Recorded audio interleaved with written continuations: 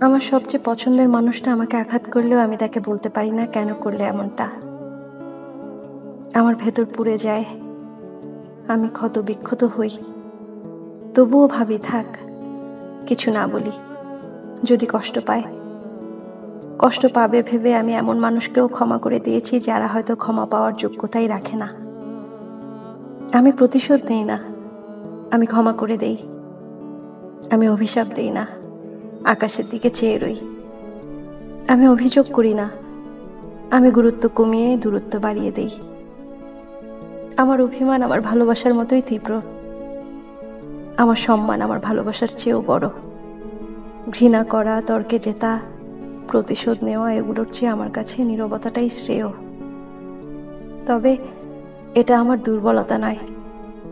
আমি শান্তিপ্রিয় মানুষ, তাই চুপ থাকি, নিভৃতে সরে আসি।